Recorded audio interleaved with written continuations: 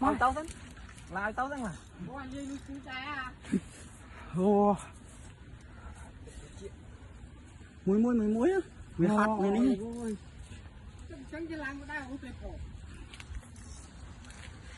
Ngon mà. Mà cô nó. Chết ơi.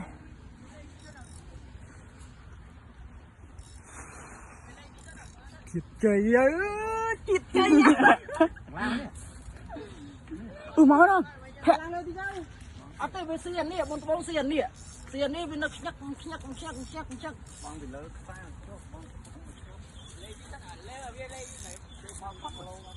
Trời ơi.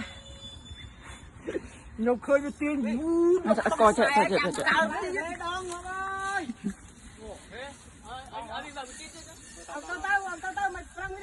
Nhặt đạch sai. Sai trong riêng on không?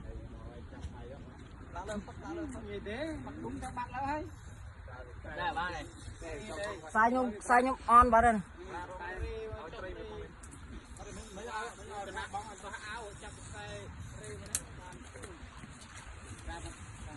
Nó clean mà bán nó chặt nhá. Đặt một luôn ơi, đặt luôn. Sao trời vậy?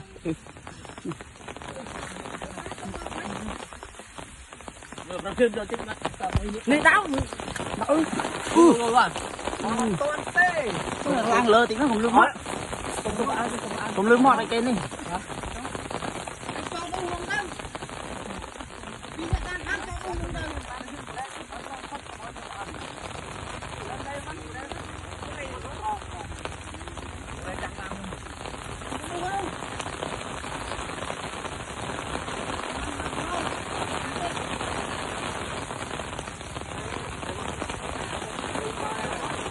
Cuộc xe.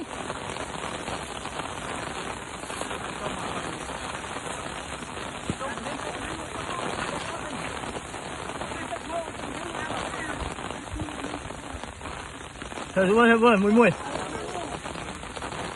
Ôi, ở bên lang lớn. Ôi lang lớn. Không đâu thôi vậy.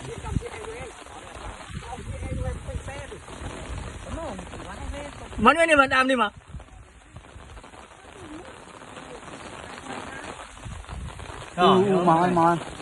Mà cô nó. Đại dân anh, lớp lớp này. Máu đâu cho bay.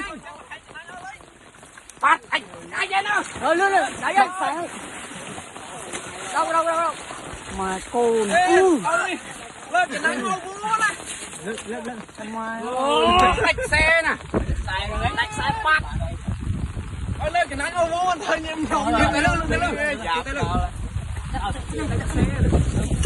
Chơi em ơi. Bốc đong thôi.